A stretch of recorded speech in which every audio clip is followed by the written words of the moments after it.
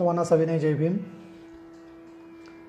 श्रमण संस्कृतीच्या निर्मल झऱ्याला ज्यांनी महासागराचे रूप दिले ते अरहत सम्यक संबुद्ध तथागत भगवान गौतम बुद्ध, प्रज्ञासूर्य doctor Babasaheb Ambedkar, The Buddhist Society of India तथा भारतीय बौद्ध महासभा हिच्या तिसऱ्या राष्ट्रीय अध्यक्षा आदरणीय महाउपासिका मीराताई आंबेडकर यांच्या अश्वगतीने चाललेल्या धम्मकार्यास माझे पंचांग प्रणाम।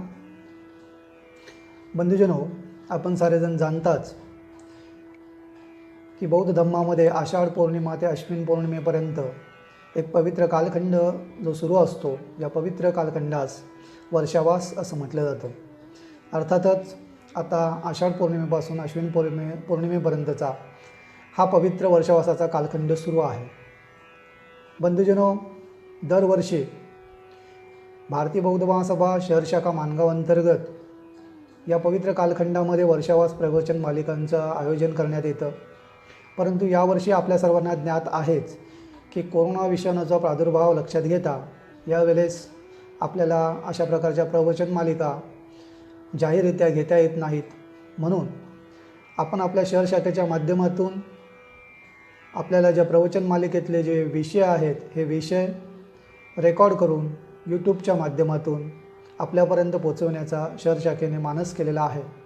आणि तद अनुषंगानेच आजचा या प्रवचन मालिकेतला हा तिसरा विषय अर्थात तिसरे पुष्प गुंफण्याची जबाबदारी शहर शाखेने माझ्यावरती टाकलेली आहे। मी शहर शाखेचा कार्यालयीन सचिव रवींद्र पवार आपल्यासमोर विषय सादर करणार आहे। विषयाचं नाव आहे भगवान बुद्धांचा कर्मसिद्धांत। मित्रांनो, भगवान बुद्धांचा कर्मसिद्धांत हा इतर जे धर्म आहेत या इतर धर्मातला जो कर्मसिद्धांत आहे याच्यापेक्षा खूप भिन्न आहे।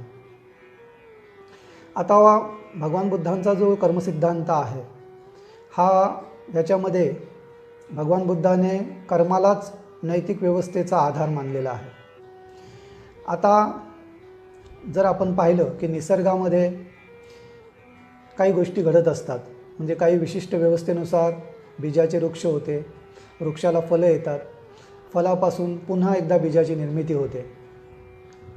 तर हा जो नियम आहे याला ऋतुचक्र म्हणतात किंवा ऋतुनियम म्हणतात, बीज नियम म्हणतात किंवा त्याला नैतिक कर्म नियम असे सुद्धा म्हटलं जातं। तर बंधुजनो, आता हे नैतिक कर्म, या नैतिक कर्माचा पाया काय आहे किंवा नैतिक कर्माला काय आधार आहे, तर याचं जर उत्तर आपण शोधण्याचा प्रयत्न केलात तर जर ईश्वरवादी जे लोक आहेत त्यांच्यासाठी या प्रश्नाचं उत्तर अत्यंत सोपं आहे। कारण इतर धर्मामध्ये हा नैतिक कर्माचा जो पाया आहे किंवा आधार आहे तो म्हणजे ईश्वराला मानलेला आहे। म्हणजे या जे ईश्वरवादी लोक आहे यांच्या म्हणण्यानुसार की जगामध्ये ज्या पण काही घटना घडतात त्याला ईश्वरच जबाबदार असतो, ईश्वराच्या मर्जीनुसारच त्या घटना घडत असतात।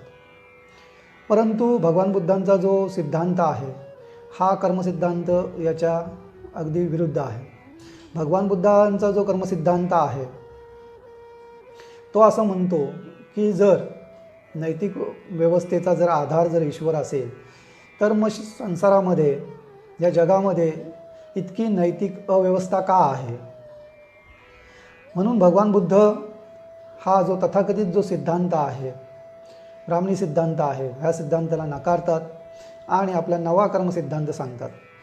आता भगवान बुद्ध आपला जो कर्मसिद्धांत सांगतात त्याच्यामध्ये असं म्हणतात की या सृष्टीचा जो नैतिक व्यवस्थेचा जो आधार आहे तो ईश्वर नसून कर्म आहे। कर्म म्हणजे मनुष्याकडून केले जाणारे कार्य आणि विपाक म्हणजे त्याचा परिणाम। नैतिक व्यवस्था जर वाईट असेल तर समजावं की मनुष्य अकुशल कर्म करत आहे, नैतिक व्यवस्था जर चांगली असेल तर समजावं की मनुष्य कुशल कर्म करत आहे। भगवान बुद्ध म्हणतात की जसं दिवसामागून रात्र येते त्याचप्रमाणे कर्मामागून त्याचा परिणाम येत असतो। आता आपण भगवान बुद्धांचा जो कर्मसिद्धांत हा भगवान बुद्धाने सांगितलं त्याचे काही जे नियम आहेत ते आपण नियम पाहू। आता त्यातला पहिला नियम आहे की कर्म हे चराचर सृष्टीच्या अस्तित्वाच्या व विनाशाचे मूल कारण आहे। दुसरा तो नियम आहे की कोणतेही कारण किंवा हेतू असल्याशिवाय कर्म घडत नाही. तिसरा नियम आहे प्रत्येक कर्माच्या शेवटी त्याचा चांगला किंवा वाईट परिणाम हा असतोच. चौथा त्याचा नियम आहे की चांगल्या कर्माची फले आणि वाईट कर्माची फले ही वाईटच असतात, त्यात बदल होत नाही. पाचवा या सिद्धांतातला जो नियम आहे तो म्हणजे कर्मसंगतीची अवस्था व परिस्थिती यावर कर्मफलाचे पूर्णत्वाची कालावधी अवलंबून असतो.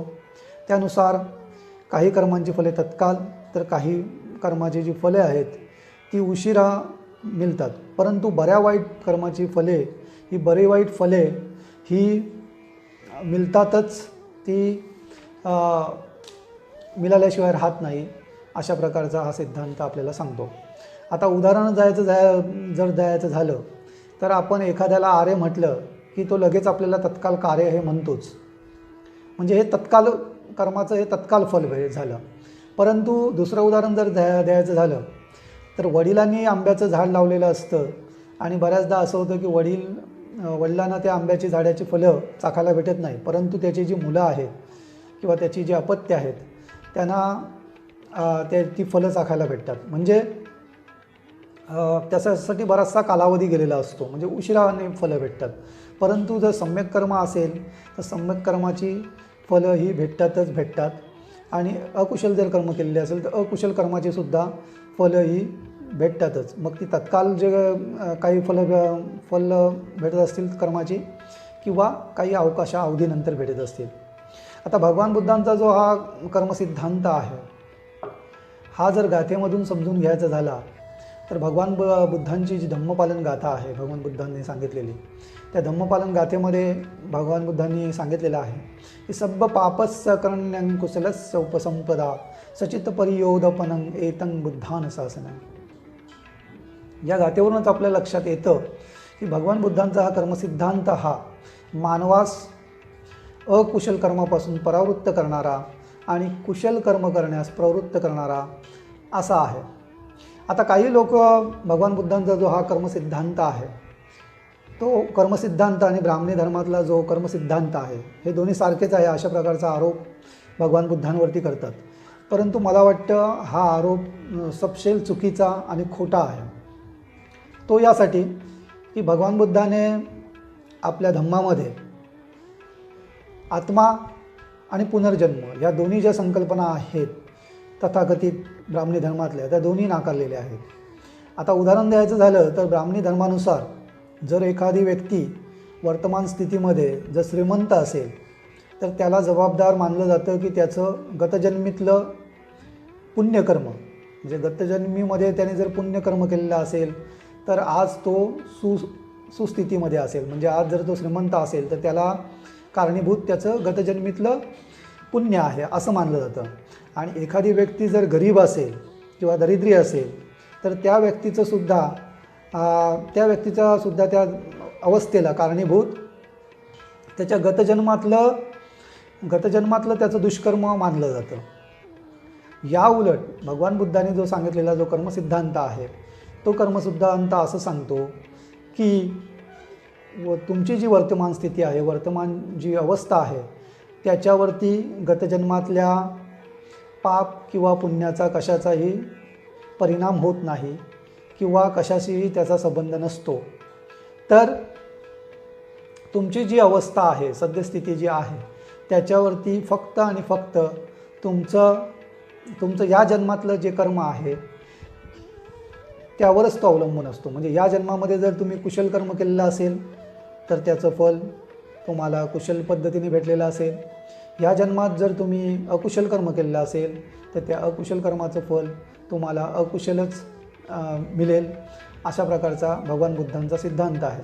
आणि भगवान बुद्धांचा जो हा कर्मसिद्धांत आहे तो सांगतो की या जन्मातली जी कर्माची फले आहेत मग बरी वाईट असतील, कुशल कर्म असेल तर अर्थातच कुशल फलं असतील किंवा अकुशल कर्म असेल तर अकुशल फलं असतील. अर्थातच जी बरी वाईट काही फलं आहेत ती या जन्मातली तुम्हाला या जन्मातच या ठिकाणी भूतलावरती भोगावी लागतात. मरणानंतर काही उरत नाही. अशा प्रकारचा हा भगवान बुद्धांचा कर्मसिद्धांत आपल्याला सांगतो. अर्थात हा जो कर्मसिद्धांत आहे यालाच रूढ अर्थाने प्रतीत समुत्पाद असं सुद्धा म्हटलं जातं. आता प्रतीत समुत्पाद आपण जर म्हटलं तर प्रतीत समुत्पाद हा एक केंद्रीय सिद्धांत आहे बौद्ध वाङ्मयामधला. आता प्रतीत समुत्पाद हा जर शब्द आपण पाहिला तर खऱ्या अर्थाने हा संस्कृतमधला शब्द आहे. मूळ जो पाली शब्द आहे तो म्हणजे पटिच समुत्पाद असा मूळ पाली भाषेतला शब्द आहे. आता याला हा जो सिद्धांत आहे प्रतीत समुत्पाद याला पालीमध्ये मूळ नाव जे आहे ते पटिच्च समुत्पाद आहे आणि रूढ अर्थाने आपण त्याला प्रतीत समुत्पाद म्हणतो. आणि त्यालाच जर आपण इंग्रजीमध्ये म्हणायचं झालं तर त्याला थेरी ऑफ डिपेंडेंट ओरिजिनेशन असं म्हटलं जातं. Theory of dependent origination. आता प्रतीत समुत्पाद हा सिद्धांत नेमका आहे तरी काय, तर त्याचं एक आपण उदाहरण पाहू. हा सिद्धांत काय सांगतो, तर हा सिद्धांत सांगतो हे असेल ते असेल तर हे घडेल, ते असेल तर हे घडेल. आता ते असेल म्हणजे ते हे कारण आहे आणि हे म्हणजे कार्य आहे. आता उदाहरण त्याचं जर द्यायचं झालं तर बीज असेल तर वृक्ष होईल. आता या उदाहरणामध्ये बीज हे कारण आहे आणि वृक्ष हे कार्य आहे. तर भगवान बुद्धाने हा जो प्रतीत समुत्पाद सांगितलेला आहे तर भगवान बुद्धांच्या धम्माचा हा केंद्रीय सिद्धांत आहे. भगवान बुद्ध म्हणतात की ज्याला प्रतीत समुत्पाद समजला त्याला धम्म समजला आणि ज्याला धम्म समजला त्याला बुद्ध समजला. इतका हा महान असा सिद्धांत आहे. आता भगवान बुद्धांचे जे तत्त्वज्ञान आहे ते म्हणजे या प्रतीत समुत्पाद हाच त्याचा मुख्य आणि एकमेव स्तोत्र आहे असं समजायला काही हरकत नाही. भगवान बुद्धाने प्रतीत समुत्पाद हा सिद्धांत जो आहे तो महापरिनिब्बाण सूत्रातील दिग्गनिकाय 22 मध्ये आणि मज्जिम निकाय 19.2 या सूत्रातून सांगितलेला आहे. आता प्रतीत समुत्पाद याचा जर आपण शब्दशः अर्थ बघायला गेला तर प्रतीत म्हणजे कारण असल्यामुळेच समुत्पाद म्हणजे कार्य उत्पन्न होते, म्हणजेच कारणामुळेच कार्य घडून येते. यालाच कार्यकारण भावी असं म्हणतात. आता सृष्टीत कारणाशिवाय काहीच घडू शकत नाही. निर्माण होणाऱ्या प्रत्येक कार्याला कारण किंवा हेतू हा असतोच व हा हेतू किंवा कारण नष्ट झाले तर कार्याची उत्पत्ती होत नाही असं हा सिद्धांत सांगतो. आता प्रतीत समुत्पाद हा जो सिद्धांत आहे तर याचे 12 भाग आहेत. त्यालाच 12 आर्यसुद्धा म्हटलं जातं आणि या 12 आर्यापासून दुसऱ्या 12 आर्यांची निर्मिती झालेली आहे. आता यातले जे पहिले 12 आर्य आहेत ते 12 आर्य हे दुःख निर्मितीचे आर्य आहेत आणि दुसरे जे 12 आर्य आहेत ते दुःख निरोधाचे आर्य आहेत. आपण जर अशोक चक्र पाहिलं असेल तर अशोक चक्रामध्ये जे 24 प्रकारचे जे 24 आर्य आहेत ते 24 आर्य हे त्याचं प्रतीत समुत्पाद सिद्धांत जो आहे त्याच्यामध्ये सांगितलेले जे 12 आणि 12 अर्थात दुःख निर्मितीचे आरे आणि 12 जे आहेत ते दुःख निरोधाचे आरे, तर ते त्याचंच प्रतीक आहे. तर आता आपण पाहूया की हे 12 आरे कोणते आहेत. तर या 12 आर्यांमधल्या या पहिल्यांदा आपण दुःख निर्मितीचे जे आरे आहेत ते पाहत आहोत. आता दुःख निर्मितीतला जो पहिला आर्य आहे तो म्हणजे अविद्या. आता अविद्या याचा अर्थ असा होतो अज्ञान, परंतु मूळ जर आपण अविद्या हा शब्द जर पाहिला तर अविद्या या शब्दाचा पाली भाषेतला जो म्हणजे पाली भाषेमध्ये जो शब्द आहे मूळ शब्द तो आहे अविज्जा. आता अविज्जा या शब्दाचा आपण अर्थ जर आपण रूढ अर्थाने घेतला तर तो अज्ञान होतो. परंतु अज्ञान म्हणजे नेमकं काय, तर अक्षरांची ओळख नसणे म्हणजे अज्ञान होय का, किंवा एखाद्याला लिहिता वाचता येत नसेल म्हणजे तो अज्ञानी आहे असा त्याचा अर्थ होतो का, तर नाही मित्रांनो. अज्ञान किंवा अविद्या या शब्दाचा जो अर्थ जो आपल्या बौद्ध वाङ्मयात सांगितलेला आहे तो अर्थ म्हणजे अविद्या म्हणजे की जे 4 आर्य सत्य आहेत त्या आर्य सत्यांचा ज्ञान नसणे म्हणजे अविद्या होय, अशा प्रकारचा अर्थ सांगितला आहे. तर हा अविद्या हा पहिला आर्य आहे. आणि मग दुसरा आर्य की अविद्येपासून संस्कार, संस्कारापासून विज्ञान विज्ञानापासून नामरूप, नामरूपापासून षंडायतन. आता षंडायतन याचा अर्थ आपल्याला समजणं गरजेचं आहे. षंडायतन म्हणजे नाक, कान, डोळे, जीभ, त्वचा आणि 6वं इंद्रिय जे बुद्धाने सांगितलं आहे ते म्हणजे मन. आणि या षंडायतनापासून स्पर्श, स्पर्शापासून वेदना, वेदनेपासून तृष्णा, तृष्णेपासून उपदायन, उपदायन अर्थात एखाद्या वस्तूला चिकटून राहणे. उपदानापासून भव, भवापासून जाती, जातीपासून जरा आणि जरा अर्थात मरण, शोक, चिंता करणे. अशा प्रकारच्या या दुःख निर्मितीच्या 12 आरे सांगितलेल्या आहेत. आणि त्याच्यानंतर दुसऱ्या ज्या 12 आरे आहेत ते म्हणजे दुःख निरोधाच्या 12 आरे सांगितलेले आहेत, ते त्याच्यातच आहेत.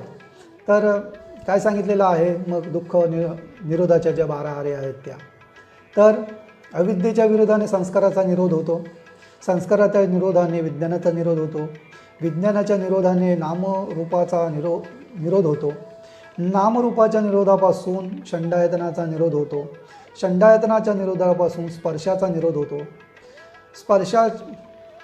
स्पर्शाच्या निरोधापासून वेदनेचा निरोध होतो, वेदनेच्या निरोधापासून तृष्णेचा निरोध होतो, तृष्णेच्या निरोधापासून उपदानाचा निरोध होतो, उपदानाच्या निरोधापासून भवाचा निरोध होतो, भवाच्या निरोधापासून जातीचा निरोध होतो, जातीच्या निरोधापासून जरामरणाचा निरोध होतो आणि माणूस दुःखातून मुक्त होऊन निर्वाण प्राप्त करतो.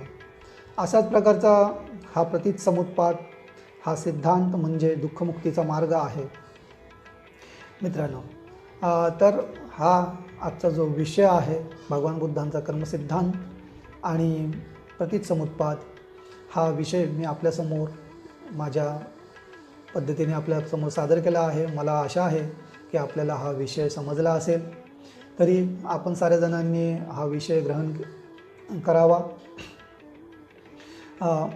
आता वर्षावासाचा पवित्र हा कालखंड सुरू आहे. या पवित्र कालखंडासाठी आपल्या सर्वांना मी माझ्या वतीने वर्षावासाच्या हार्दिक शुभेच्छा देतो. जय भीम, जय बुद्ध.